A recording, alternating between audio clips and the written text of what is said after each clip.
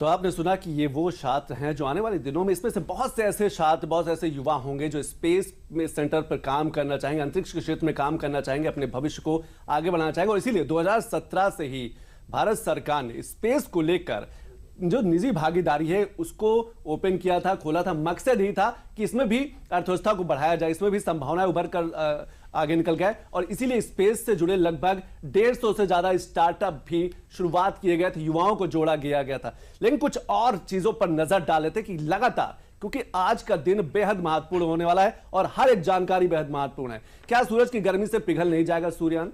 सूरज से 14 करोड़ 85 लाख किलोमीटर दूर रहेगा आदित्य L1। 15 लाख का सफर तय करेगा जमीन से। लेकिन सूरज से दूरी की बात करें तो वहां से 14 करोड़ 85 लाख किलोमीटर नीचे रहेगा। आदित्य L1 सूरज से सुरक्षित दूरी पर है। गर्मी तो होगी लेकिन सूर्ययान जो है वो खराब नहीं होगा। तो आप अपनी स्क्रीन पर देख सकते हैं। और जानकारी भी बेहद महत्वपूर्ण है, क्योंकि जब फोटोस्फीयर का तापमान 5500 डिग्री सेल्सियस होता है तो L1 इससे भी दूर स्थित है, यानी कि किसी भी तरीके से आदित्य L1 को तापमान, वहां की जो गर्मी है, सूरज की गर्मी, उससे नुकसान नहीं होगा। और इसीलिए L1 वो जगह चुनी गई है जहां से पृथ्वी की जो कहा जा सकता है गुरुत्वाकर्षण है वहां पर खत्म होती है लेकिन सूरज की शुरू होती है। तो वो जो ऐसी जगह है जहां पर कोई भी पिंड स्थिर रहता है। फोटोस्फीयर का तापमान 5500 डिग्री सेल्सियस होता है। L1 इससे भी दूर स्थित है और इसीलिए ये पूरी तैयारी की गई और इसीलिए आज का जो दिन है वो बेहद महत्वपूर्ण हो जाता है। एक और बड़ी खबर आपकी स्क्रीन पर, पहला सूर्य मिशन का काउंटडाउन शुरू हो चुका है, यानी कि घड़ी को जो सुई है वो धीरे धीरे 11:50 की तरफ आगे बढ़ रही और अब सिर्फ मात्र 40 मिनट बाकी रह गए हैं। सबकी निगाहें, पूरे देश की निगाहें, पूरे विश्व की निगाहें अब उस घड़ी की तरफ टिक गई हैं जहां पर 11:50 जैसे ही बजता है वैसे ही जो काउंटडाउन है वैसे ही वो शुरू हो जाएगा और आदित्य L1 लॉन्च कर दिया जाएगा। तो लगातार सबकी निगाहें, सबकी धड़कनें बढ़ती जा रही हैं और पूरा देश जो है आज प्रार्थना कर रहा है कि आदित्य L1 भी कीर्तिमान स्थापित करे। आदित्य L1 भी 4 महीने के सफर के बाद उस पॉइंट पर पहुंच सके जो L1 है, वहां पर पहुंच के 5 साल तक रुक सके और वहां से जो जानकारियां हैं वो एकत्रित कर सके। एक हमारे साथ एक और खास मेहमान है, सीएम नौटियाल जी हैं, जाने माने वैज्ञानिक है। सीएम नौटियाल जी, आपका बहुत बहुत स्वागत। क्या कुछ सबसे पहले हम आदित्य L1 को समझना चाहेंगे और उस जगह को समझना चाहेंगे कि वो जगह क्यों चुनी गई है, क्योंकि जमीन से, क्योंकि जब हम आदित्य L1 की बात करें तो 5 उसमें बांटा गया है, L1, L2, L3, L4, L5। L1 ही क्यों चुना गया? जी, बहुत अच्छा प्रश्न पूछा आपने सुधीर जी। ये जो L1, L2, L3, L4, 5 points हैं, इनको लैग्रेंजे पॉइंट्स या लैग्रेंजियन पॉइंट्स कहा जाता है। अब 1772 के आसपास एक इटालियन फ्रेंच विज्ञानी ने इसकी गणना की थी। उन्हीं के नाम पर इसको रखा गया लैग्रेंजे पॉइंट। सूरज के और पृथ्वी के बीच में एक बिंदु है L1। इस पर सूर्य का गुरुत्वाकर्षण भी लगता है, पृथ्वी का गुरुत्वाकर्षण भी लगता है। ये एक बिंदु ऐसा है जहां पे बहुत अच्छा स्टेबल पॉइंट हमें मिलता है, एक स्थिर बिंदु मिलता है। जो L4 और L5 हैं वो कहीं ज्यादा स्थिर पॉइंट्स होते, लेकिन वहां से उतना अच्छा व्यू और अनइंटरप्टेड व्यू हमें हमेशा सूरज का नहीं मिलता। इसलिए हम उनके बारे में नहीं सोचते। L1 की खूबी ये है कि यहाँ पर स्थिर तो रहेगा, उतना अच्छा नहीं जितना L4 और L5 पर, लेकिन हर 23 दिन के बाद इसमें यहाँ पर थोड़ा सा करेक्शन लगाना पड़ता है। और ये पॉइंट्स जिन पर स्थिरता होती है वहाँ पर ऊर्जा खर्च नहीं करनी पड़ती या बहुत कम ऊर्जा खर्च करनी पड़ती है। तो L1 के केस में थोड़ी ऊर्जा खर्च होगी। L4 और L5 इस हिसाब से बेहतर होते, लेकिन व्यू की दृष्टि से हमने L1 को प्रेफर किया है। बिल्कुल। एक चीज और मैं आपसे समझना चाहूंगा कि क्या आपको लगता है कि मतलब क्योंकि गर्मी बहुत है, तपिश बहुत है, तापमान बहुत है, क्या इसकी भी सुरक्षा के ध्यान दिए गए? क्या उसकी तपिश से भी कुछ प्रभावित हो सकता है आदित्य L1?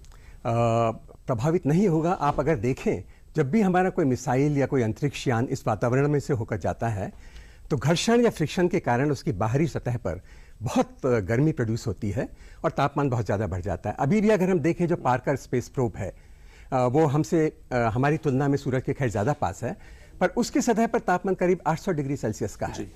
तो ये जो इंस्ट्रूमेंट्स बनाए जाते हैं, ये जो स्पेस क्राफ्ट्स बनाए जाते हैं, उनमें जिन एलॉयज का, जिन मटेरियल्स का उपयोग किया जाता है, उनकी टेस्टिंग होती है कि जो तापमान संभावित है उन जगहों पर, वहाँ पर वो जो है बहुत अच्छी तरह से उसको सस्टेन कर सके, उनका कोई नुकसान ना हो। बिल्कुल नुकसान हो, इसीलिए वो डिजाइन ऐसा किया गया है कि जो तपिश है, जो गर्मी है उससे नुकसान न हो। लेकिन हमारी संवाददाता दुर्गा शर्मा ने भी एक वैज्ञानिक से बात की, वो क्या कुछ बता रहे हैं, क्योंकि आज का दिन जो बेहद महत्वपूर्ण और हर व्यक्ति जानना चाहता है सूरज के बारे में और इस PSLV C57 के बारे में, और इसरो ने क्या कुछ तैयारी की है, कैसे तैयारी की है, कैसे डिजाइन किया है, हर कोई जानना चाहता है। एक बार सुन लेते हैं।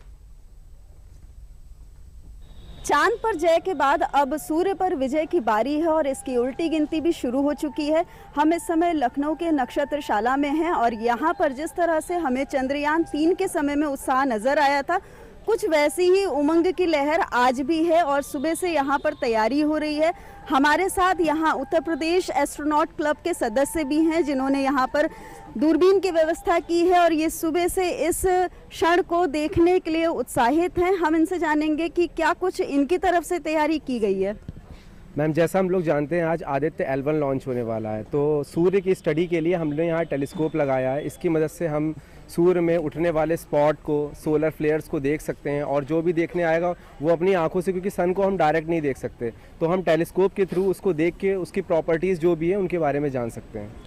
पहले चंद्रयान 3 और अब आदित्य L1, क्या कहेंगे?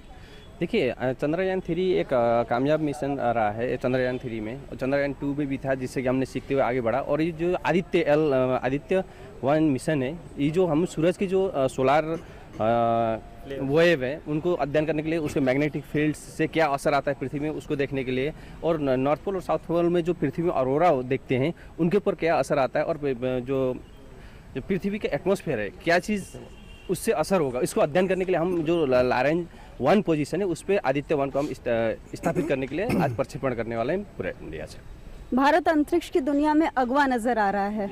जी बिल्कुल, जैसे आज देखा जाए तो एशिया में पहला देश इंडिया बन जाएगा। यहाँ तक कि ब्रिक्स कंट्रीज में भी इंडिया इकलौता देश होगा जिसने सन को स्टडी करने के लिए कोई मिशन भेजा है। अब तक सिर्फ नासा ने मिशन भेजा है और यूरोपियन स्पेस एजेंसी ने मिशन भेजा है। चाइना और रशिया जैसी बड़ी स्पेस पावर इकोनॉमीज़ ने भी अब तक सन को स्टडी करने के लिए कोई मिशन नहीं भेजा है। तो ये जो हमारा मिशन है ये काफ़ी हेल्पफुल रहेगा कि हम सन की स्टडी कर सकें, सन पे कैसा एटमॉस्फेयर है, सन पे जैसे भी मेरे साथी ने बताया कि जो सोलर फ्लेयर्स हैं वो आती हैं जो कि अर्थ के एटमॉस्फेयर को अफेक्ट करती हैं। साथ ही मैं आपको बताऊं तो 1989 में एक ब्लैकआउट इवेंट आया था जिसकी वजह से उस एरिया की जो पूरी पावर ग्रिड थी वो फेल हो गई थी। जब हमने अध्ययन किया तो हमें पता चला ये सन की वजह से हुआ है। तो अगर सन को एक सेटेलाइट हमारी हमेशा ऑब्जर्व करेगी तो हमें पता रहेगा कि कब ऐसी चीज़ आ रही हैं, तो जो हम अपनी सेटेलाइट है, पावर ग्रिड है, उन सबको सेफ मोड में डाल सकते हैं। तो ये काफ़ी महत्वपूर्ण मिशन है। अपने वैज्ञानिकों को शुभकामनाएं देने के लिए एक स्वर में आप लोग क्या कहेंगे? जय हिंद। जय हिंद। जय हिंद का नारा है और यहाँ पर एस्ट्रोनॉट क्लब के सदस्य उत्साहित हैं और अपने देश के वैज्ञानिकों को शुभकामनाएं प्रेषित कर रहे हैं। लखनऊ में कैमरा पर्सन विवेक कश्यप के साथ दुर्गा शर्मा, DD न्यूज़ लखनऊ। तो लगातार शुभकामनाएं आ रही हैं, लगातार प्रार्थनाएं की जा रही हैं कि आदित्य L1 जैसे ही 11:50 पर लॉन्च होगा वो सफल हो और वैसे ही सफलता के बाद हिंदुस्तान जो है चौथा बड़ा देश बन जाएगा। अभी तक सूर्यान की जब बात करते थे, सौर मिशन की जानकारी की बात करते, सूरज की जानकारी की बात करते थे, तो ऑब्जर्वेटरी में लगी जो दूरबीन है उनके माध्यम से जानकारी एकत्रित होती थी, लेकिन वो वहां पर काफी चुनौतियां थी। ये पहली बार है कि 15 लाख किलोमीटर की दूरी तय करके वहां पर L1 से वहां से जानकारी निकल करके सामने आएंगी। सूर्यान को L1 पॉइंट पर ही क्यों भेजा जाएगा? L1 पॉइंट के चारों ओर की ऑर्बिट को हेलो कहते हैं, वहां पर ही रहकर जो है आदित्य L1 जानकारी एकत्रित करेगा। और ये जो हेलो पॉइंट है वो वहां पर धरती का गुरुत्वाकर्षण है वो खत्म होता है और सूरज का गुरुत्वाकर्षण जो है वो शुरू होता है। L1 पॉइंट पर सूर्य ग्रहण का असर नहीं पड़ता है। आदित्ययान बिना रुके लगातार 24 घंटे सूरज पर निगरानी रख सकता है। L1 से रियल टाइम सोलर एक्टिविटीज और अंतरिक्ष के मौसम पर सीधे तौर पर नजर रखी जा सकेगी। स्पेस वेदर एक बड़ी जानकारी एकत्रित कर सकता है। इससे जुड़ी जो जानकारियां हैं वो बेहद महत्वपूर्ण हो सकती हैं। आदित्य को सूर्य और पृथ्वी के बीच हेलो ऑर्बिट में स्थापित किया जाएगा और वहीं पर यह जो है आदित्य L1 5 साल तक रहेगा और 5 साल तक लगातार जानकारी एकत्रित करता रहेगा। नोटियाल जी, कैसे देखते हैं कि जब हम स्पेस वेदर की बात करते हैं, जब मौसम में बड़े बदलाव की, खासतौर से वहां चलने वाली सौर हवाएं हैं, जो शक्तिशाली तूफान है, उनसे जुड़ी जो जानकारी निकल के आएगी, क्या उसका भी प्रभाव पृथ्वी पर पड़ेगा? जो भी सूरज पर होता है उसका प्रभाव पृथ्वी पर पड़ता है। और अगर सूरज को देवता माना गया है तो उसके बहुत सारे कारण हैं। पृथ्वी पर अगर फसल पकती है वो सूरज के कारण। अगर यहाँ का पानी भाप बनकर ऊपर जाता है, उससे बादल बनते हैं, वर्षा होती है, वो सूरज के कारण। लेकिन आज के समय में जब हम सैटेलाइट्स भेजते हैं, आज के समय में जब हमारा रेडियो कम्युनिकेशन है, ये सब के सब सूर्य पर होने वाली एक्टिविटीज से प्रभावित होते हैं। खास तौर पर जो 11 साल का हमारा सौर चक्र है या सोलर साइकिल है, उसमें जब 5-6 साल के आसपास पीक पर एक्टिविटी पहुंचती है, तो हमेशा ये डर रहता है कि हमारा कम्युनिकेशन ब्रेक डाउन हो सकता है, टूट सकता है। इसलिए सूरज के व्यवहार को साहब, मैं आपको रोकना चाहूंगा। एक और बड़ी खबर है, मिशन आदित्य L1 लॉन्च होने में सिर्फ 30 मिनट बाकी रह गए हैं, यानी कि लगातार जो कड़ी की सुई है वो बढ़ती जा रही है। आदित्य L1 का 11:50 पर श्रीहरिकोटा से प्रक्षेपण होगा, लेकिन सिर्फ आधे घंटे से भी कम समय रह गया है और इसीलिए लगातार मिशन आदित्य L1 लॉन्च होने में 30 मिनट, मात्र 30 मिनट बाकी रह गए हैं आदित्य L1 का, क्योंकि सबकी निगाहें इसरो पर, इसरो में बैठे जो वैज्ञानिक हैं उनको भी टकटकी लगाए उस घड़ी की तरफ देख रहे हैं। जैसे ही 11:50 होगा, वैसे हिंदुस्तान के खाते में अंतरिक्ष के क्षेत्र में एक बड़ी उपलब्धि जुड़ जाएगी। क्या कुछ बड़ी बातें हैं वो भी एक बार हम देख लेते हैं फटाफट अंदाज में। क्या आखिर आज का दिन बेहद, पीएसएलवी की 10 बड़ी बातों को अगर उस पर नजर डालें तो पीएसएलवी भारत का तीसरी पीढ़ी का प्रक्षेपण यान है, यानी कि इसरो को पीएसएलवी पर बड़ा भरोसा, उसका बहुत भरोसेमंद ये यान माना जा सकता है। आप अपनी स्क्रीन पर देख सकते हैं, ये पहला भारतीय प्रक्षेपण यान है जिसमें लिक्विड स्टेज है और इसीलिए इसरो जो है जितने बड़े मिशन रहे हैं वो पीएसएलवी के तहत ही उसने लॉन्च किए हैं। पहली उड़ान पीएसएलवी D1 को 20 सितंबर 1993 को लॉन्च किया गया था और आज भी जो पीएसएलवी C-57 के माध्यम से आदित्य L1 को भेजा जाएगा। 15 अक्टूबर 1994 में अपने पहले सफल प्रक्षेपण के बाद पीएसएलवी भारत के लिए एक विश्वसनीय और बहुमुखी लॉन्च वाहन, रॉकेट के रूप में, इसीलिए मैं लगातार कह रहा हूं कि इसरो को पीएसएलवी पर बड़ा भरोसा है। बड़े मिशन जो हैं वो पीएसएलवी के थ्रू लॉन्च किए गए हैं। पीएसएलवी ने कई भारतीय 15 फरवरी 2017 को अपनी 39वीं उड़ान में पीएसएलवी ने 104 उपग्रहों को लॉन्च कर उस समय एक विश्व रिकॉर्ड बनाया था। आप इस खबर को देखिए और इस खबर से पहले इसमें समझने की जरूरत है कि ये वही भारत है, ये वही हिंदुस्तान है जब अपने उपग्रह भेजने के लिए दूसरे देशों पर निर्भर रहता था, दूसरे देशों की मदद लेता था, लेकिन 104 उपग्रह लॉन्च करके हिंदुस्तान ने एक बड़ी उपलब्धि हासिल की।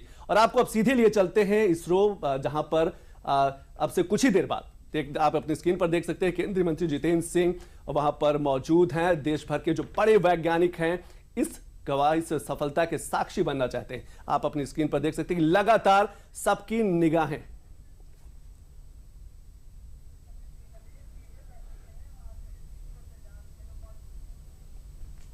और आप सीधे इसरो की तस्वीरें देख सकते हैं कि अब से बस कुछ ही देर बाद जो है आदित्य L1 लॉन्च हो जाएगा और हिंदुस्तान जो है विश्व का चौथा बड़ा देश बन जाएगा, पहला एशियाई देश बन जाएगा। चीन जैसे जो सुपर पावर माने जाते हैं स्पेस में वो भी पीछे रह जाएंगे। तो ये आप समझ सकते हैं कि हिंदुस्तान की उपलब्धि है। ये जो चेहरे हैं आप देख सकते हैं कि इनकी अथक मेहनत, लगातार प्रयास जो है वो आपको साफ नजर आएगी और उसी का परिणाम है कि आज की तारीख बेहद महत्वपूर्ण हो जाएगी। ये वो कुछ वीडियोस भी आप अपनी स्क्रीन पे देख सकते हैं कि कैसे इसरो ने क्या कुछ तैयारी की थी, एक एक कड़ी जुड़ती गई और आज वो तारीख, वो पल, वो क्षण पहुंचने के कगार पर है जब हिंदुस्तान जो है अंतरिक्ष के क्षेत्र में एक नया अध्याय लिखेगा और उस अध्याय में हिंदुस्तान का जो नाम है वो स्वर्णिम अक्षरों से लिखा जाएगा। चांद पर हमने फतह हासिल की है, अब सूरज की बारी है और इसीलिए पूरे देश। और इस समय की एक और बड़ी खबर आ रही है, सतीश धवन अंतरिक्ष केंद्र श्रीहरिकोटा की ताजा तस्वीरें आपके सामने हैं। अब से कुछ ही देर बाद जो है 11:50 पर जो है आदित्य L1 लॉन्च कर दिया जाएगा। ये कुछ ताजा तस्वीरें आप देख रहे थे कि वहां के जो वैज्ञानिक हैं जिन्होंने अथक मेहनत की है वो इंतजार कर रहे हैं, पल पल इंतजार कर रहे हैं और सबकी नजर अपने मॉनिटर पर है। वो देख रहे हैं कि कहीं कोई कमी ना रह जाए और इसीलिए आप देख सकते हैं ये सीधी तस्वीरें, ये कुछ वो पुरानी तस्वीरें हैं जब आदित्य L1 की शुरुआत हुई थी और उस शुरुआत करते करते अब आज की वो तारीख बेहद महत्वपूर्ण तारीख है कि आज उस घड़ी, उस पल पर हम पहुंच गए हैं कि हिंदुस्तान अब से कुछ ही मिनट बाद एक नई उपलब्धि, एक नई फहरिस्त में एक नए कीर्तिमान स्थापित करने जा रहा है और वो भी स्पेस सुपर पावर के रूप में हिंदुस्तान का नाम अब स्वर्णिम अक्षरों में लिखा जा रहा है। आज से 10 दिन पहले चंद्रयान 3 की सफलता ने, ये आप अपनी स्क्रीन पर 5 बड़ी तस्वीरें देख सकते हैं कि इतिहास बनाने को तैयार अंतरिक्ष में हिंदुस्तान का चमत्कार ही है। आप वो तस्वीरें देखिए, इसरो के वैज्ञानिक तैयार बैठे हुए हैं, बस इंतजार कर रहे हैं 11:50 का। स्कूली बच्चों की तस्वीरें देख सकते हैं कि कितना उत्साह है।